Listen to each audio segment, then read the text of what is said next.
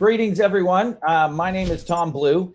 I'm here today to talk to you about a very interesting survey that two colleagues of mine and I undertook with the cooperation of a great many folks across sort of the root cause medicine and direct primary care world.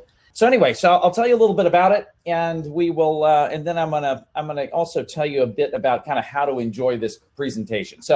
So first and foremost, the survey was fielded by a whole host of organizations, and as you can kind of see here, there is a skew towards the among the respondents towards what I would call root cause medicine practitioners. So in addition to membership medicine practices, DPC practices, there are a great many functional integrative metabolic medicine practices, preceptors of the Bale-Donine method, or practitioners like that.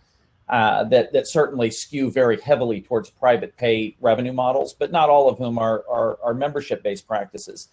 As I go through this, the purpose of what we were doing was these colleagues and I, when COVID began, kind of anticipated that COVID was going to wreak havoc on independent practices broadly, and we launched a community service site, more or less, a sort of rapid response site called virtualpractices.org, and very rapidly a community formed around that, and we wound up undertaking this research only 3 weeks ago. So literally what you're seeing, we fielded the survey and just pulled it down 3 weeks ago, and in fact this is pretty much the first public unveiling of the data. So if I bungle anything, forgive me, because this is the first time I literally just finished the presentation this morning. So in any case, the goal that we were after with the survey was to try and figure out what are the sources of what I would call practice fragility in the COVID era, and could we identify characteristics of practices that made them do either better or worse during the COVID crisis, and in the end, the answer to that was definitely that we could. But also a number of other very interesting things from the standpoint of DPC practices emerged that I actually want to share with you. So as we get into this, I'm gonna invite you. You're gonna see, and forgive it, a bunch of charts and graphs. If you're not a numbers person, don't look at the charts and graphs. I will narrate this and share with you the insights, and you can kind of just sit back and relax and not feel a great need to study the slides. But if you're a numbers person, you'll see the numbers as well. So the first thing, I'm gonna do something weird and kind of steal my own thunder in terms of talking about the merits of, and the triumph, frankly, as I titled this presentation, of membership medicine, and then I want to unpack for you some really very interesting kind of insights in terms of the evolution of some new attributes of practices. What may prove to be new opportunities for engaging patients and growing and revenue generation, and so sort of devote the balance of our time to that kind of exploration. So let's talk first about COVID revenue impact. And as you're going to guess by the title, The Triumph of Membership Medicine, I'll show you exactly to what extent. But the membership model proved to be absolutely spectacular in the COVID crisis. But I want to give you a backdrop against which to kind of appreciate that statement. And so by pure good fortune, some friends of mine at Merritt Hawkins, who every year field the Physicians Foundation survey, happened to be fielding their Physicians Foundation survey almost at the exact same time as we did, a little bit earlier. And this is kind of what came out of it. And what came out of it was very much as I think I and others have speculated, which was physicians themselves anticipated that the consequence of COVID would be essentially a heavy blow to independent practices. In fact, 8% of practices reported having closed, and another 4% reported anticipating closure. And a great many of these practices, of course, also and practitioners have experienced pretty significant hits to their personal income as a result. This was really corroborated by a survey looking by NYU, looking at independent primary care in New York City all the way back in April, actually. And of course, things in New York were accelerated, but at that point in time, 15% of independent primary care practices were temporarily or permanently closed. And so when you actually dig into these numbers, what you can discern and we had to peel this apart a little bit to get to the closure rate of independent primary care practices around the country. But you see the way the math was done here, and essentially the punchline is about 14% of independent primary care practices have temporarily or permanently closed as a result of COVID this year, which obviously is an enormous blow to the healthcare ecosystem in so many different ways. Now, looking at how that affected our particular audience, and I'm showing you here the MDs and DOs, naturopaths, and then nurse practitioners and PAs, and what you can see is kind of a continuum of possible outcomes, ranging from the practice is permanently closed all the way to the practice has done better than it has ever done, even prior to COVID. And what you can see now, again, these are not membership practices. These are practices that are represented in what I would believe to be a fairly unique sample of practitioners that are skewed, and many of whom have gotten training in root cause medicine. And so, and by that I mean functional, integrative, metabolic medicine, anti-aging medicine from A4M, training like this. So what you see is that essentially you've got practices that have done better than ever, and about looking at the MDs and DOs, you've got about 5% that have closed, only 2% permanently, 3% temporarily. So just that root cause orientation appears to have produced a closure rate of a third of what we've seen elsewhere in the country. Now let's drill into I'll also share with you the revenue impact across the MD and DO population in our sample. These practices saw about a 26% reduction in revenue in 2020 as compared to 2019. And when you then shrink that group down to the membership practices, what we've seen is that loss has been cut in half, essentially by virtue of the membership model alone, and that membership practices have seen only an average of about a 13% reduction in revenue. So now let's drill a little bit more deeply into revenue models. And what I've done on this is to isolate the MD and the DO population specifically. And I want to share with you the various models that are represented here. So we have the membership model, which is primarily direct primary care practices. I suppose some might fall into the concierge medicine bucket. We have insurance-based fee-for-service practices. We have cash-based fee-for-service practices, which is a very, very common model amongst functional integrative root cause type practitioners. And then we have one that may not be a familiar one, or one that's in our lexicon, which I've referred to as bundled. These are practices who generate more than 50% of their revenue from the sale of bundled packages that are problem or health objective specific. So think practices that might have a 6-month reverse your diabetes program, or a Hashimoto's program, or structured weight loss programs that they sell as a bundled episode of care. Yeah, so a common and emerging value-based payment model, but being done on a retail basis. What you see here is, number one, what I thought was really quite fascinating is there is no practice characteristic that we were able to find, and this was not an unobnoxious survey. I mean, it took an average of 14 minutes for people to complete it, so there were a lot of questions. We could not find a single thing that disqualified people from doing better than they've ever done before, represented by that dark blue bar on the far right. The only thing we could find that disqualified people, at least this audience, from utter catastrophe was business model. And as you see, there were 0 permanent closures among membership practices. A couple were temporarily closed. And then likewise amongst this bundled group, there were 0 closures, even temporary, in that group. But what you're also seeing here is that in terms of practices that are doing the same or better than ever, you've got like 64% of the membership practices. Just absolutely remarkable performance of that revenue model for reasons that are fairly apparent. I mean, this is, if you think about it, from the patient perspective, I'm paying this retainer, COVID hits, the news tells me not to go to the doctor's office. I am paying this retainer, and logic says a pandemic's not a good time to fire your doctor. So I wait until the practice can adapt and provide services to me in a manner that fits what I need. So kudos to the membership model. What a fantastic thing. I invite you to hold in the back of your mind the the bundle program, because we're going to talk a little bit about how this relates. And I would also say these are not at all mutually exclusive models. In fact, we're seeing a growing number of membership practices using bundled programs as a growth engine. And I will just say bluntly that my experience and everything I've seen here would tell you that problem-specific, health objective-specific programs are a better growth engine for the great majority of practitioners than is the proposition simply of membership into a primary care practice. The concept of growing by way of programs and graduating people into that primary care membership once their principal problem has been addressed seems to be a really, really high performing way of growing.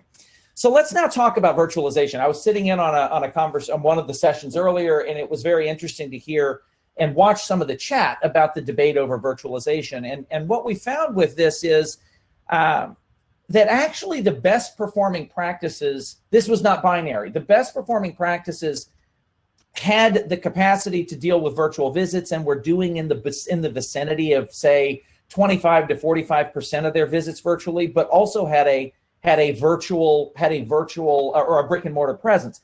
And so the theme of what we saw that was really emerging is that success seemed to be born out of extreme availability. And so if you think about that in terms of what we've seen with virtualization, that would be, yes, I can adapt and meet the needs and preferences of patients who are afraid to leave their homes and come to a medical facility. On the other hand, those that really want it or simply don't have the technological capabilities to do virtual visits, they were still able to come into the practice. And those were the winning practices. Those that actually pivoted to 100% virtual performed far worse in terms of revenue pre and post COVID than those that went partially virtual, kind of on demand, which was an interesting kind of finding. What we also have seen, and this is a process, by the way, that has not stopped just because we did the survey. The process of evolution set in motion by COVID has really probably only just begun. I mean, we can even see from the Physicians Foundation survey data that the rippling effects or the continuing effects of COVID on the harmful side of things are yet to fully manifest. And what we've seen here is actually quite interesting, which has to do with, I think, the transition that people are making to be able to function in a more constrained and disrupted setting. And one really interesting variable that we looked at was the use of both mobile phlebotomy as well as home kits. And recognizing the reality that for many practices, to avoid the interruption of a care pathway, labs need to be done. And people are not loving the idea of going out to the Quest or LabCorp draw stations to have labs done. And so the incorporation of mobile phlebotomy and home kits was kind of a thing. And when you look at how membership practices kind of fall out here, what you see is a really interesting, let's look at mobile phlebotomy as a starting point. You've got 17% of membership practices saying, yeah, I use mobile phlebotomy. Weirdly, you've got 55% saying no, and I have no intention to explore it, which doesn't seem like the mindset of membership practices as I know you. But more than a quarter were no, but I would like to implement it. And likewise with home kits, if you look at membership practices, roughly a quarter are not using home kits but would like to explore it. And I'll tell you, one of the things set in motion by and to answer the question, what is mobile phlebotomy? This is, you've ordered a lab and the phlebotomist comes to the home of the patient, draws the blood, handles the processing of the kit, and sends it in. So it enables you to do labs that would otherwise need phlebotomy without the patient having to leave. The really interesting thing here, though, is in thinking about home kits and COVID, one of the byproducts, there have been so many actually very fortuitous byproducts of COVID, one being the radical acceleration of blood collection technologies and the sophistication of home testing. And so more and more, you're able to actually do, I think, far more than people might imagine if you haven't explored the scope of what can be done lab-wise using home kits. So it's kind of an interesting thing. If you haven't looked into it, I would really suggest that you do that. Now, I want to now talk about another facet of virtualization that very clearly is emerging, and very clearly, it was actually very strong in terms of of interest level amongst MDs and DOs and nurse practitioners and PAs, more than any other practitioner type. And that had to do with using remote monitoring and wearable technologies, things like activity monitors, my Oura Ring, the continuous glucose monitors that are freaking awesome. And what we found is that actually the signal on this in terms of strong interest was even greater with membership practices. And so kind of hold that in your mind, and let's talk for a minute about what that might look like and why, again, COVID may have struck at a very opportune time in terms of really jarring us to take action around integration of digital health technologies into both membership programs and certainly into bundled episodes of care. So one of the things I find myself actually kind of addicted to is buying these freaking gadgets. And so anyway, I can't stop doing it. If you haven't prescribed yourself a continuous glucose monitor and tried the Abbott Freestyle Libra, you absolutely have to. It is the most unbelievable kind of self-learning experience in terms of your own health. The ability to get a continuous look at your blood sugar is an unbelievable learning experience. Topic for another time. But imagine if you were to create a kit, let's just say, as more and more people are. And this is not an aspiration that's new. Since the beginning of one of these things, since the beginning of these technologies have kind of emerged, membership practices have sort of seen the merits of being able to kind of do, in a non-creepy way, sort of health surveillance on patients using things like scales and what have you. The thing that's new is, at least in my opinion, is the ability to bring all this data from different devices together into a unified view and into a dashboard. And so I'm sort of talking about the emergence of what I'll call health data analytics and creating these dashboards. The potential for doing that does a couple of things that I think is catching more and more practitioners' interest. And I think we certainly saw a strong interest amongst practitioners in this. And I think the reason is that number one, the plugging in to sort of a health surveillance system within the practice kind of sets the stage for it. It certainly creates a context that rationalizes paying an ongoing subscription for something. It also enables a practice to do an awful lot, create a lot of value without necessarily a lot of human work. And really, you're looking for exceptions and accountability and this type of thing. There's a company that's called Heads Up Health that has been getting a lot of attention around the creation of a very, very affordable digital health dashboard. That's the screenshots that I'm showing you now. But it's a really interesting, when you kind of combine the digital health surveillance, mobile phlebotomy, and home testing, there's some very interesting things that are well beyond just doing virtual visits that are beginning to kind of emerge as really interesting value-added kind of propositions. So now let's look at revenue models in particular and some of the characteristics. One of the questions that we asked, and I must confess, I had a speculation that there were certain practice specialties that would have proven to be much higher performers in COVID than others. And as an example, I speculated that bioidentical hormone management was a practice niche where patients would be particularly disinclined to want to unplug. And what we ended up finding actually that there was no particular practice specialty that significantly was either good or bad for practices in the COVID era. But what did pop out, and I thought this was really quite fascinating, is the prevalence of the cardiovascular risk management specialization amongst membership practices. And I don't know if this was an abundance of MDVIP respondents who I know are heavily exposed to the Bale-Donine method and the Cleveland Heart Lab or what, but it was really, it's very, very interesting to see that one kind of deep root cause sort of dive specialization amongst membership-based practices. And possibly it begs the question of, is it time? I mean, I was just looking at a topic on cannabinoids right before this. Is it time to sort of start exploring the utility of other sorts of niches, around different types of conditions that might be complementary or good growth engines for practices or what have you? But that was kind of an interesting one.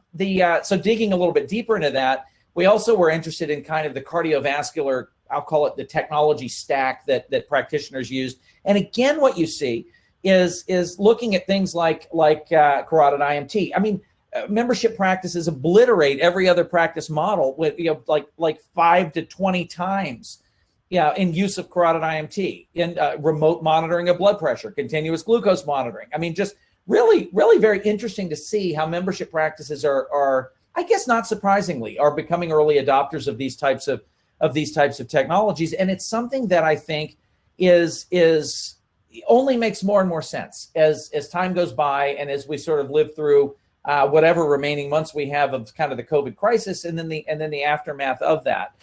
Anyway, looking at that, it was really quite interesting. Now, I will say that there was, that because of the intense cardiovascular interest of membership practices, we were interested also to see if what the correlation might be to COVID outcomes. And so check this out. This is a very interesting thing. Looking strictly at MDs and DOs, we looked at self-reported COVID hospitalization rates and death rates.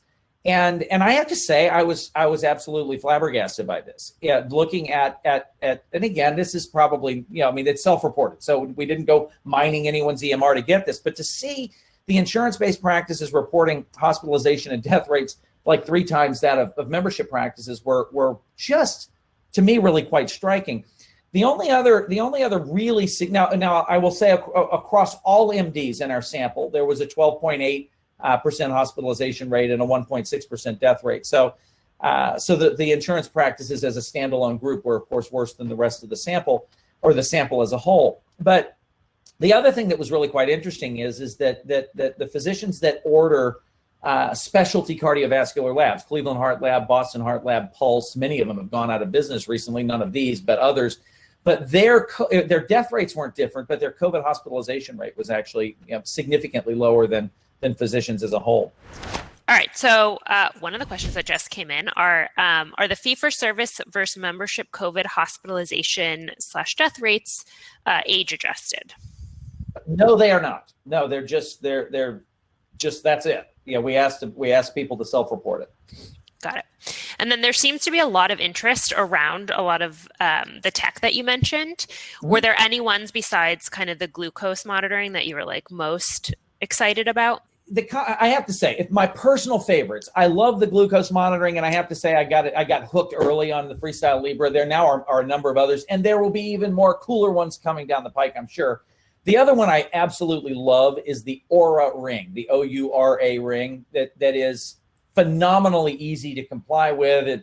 It's passive, and boy, is it particularly for sleep monitoring, absolutely fantastic. And then there's the block and tackle ones, blood pressure, body composition, or scales that you see integrated with a lot of metabolic syndrome and diabetes reversal programs are fantastic as well.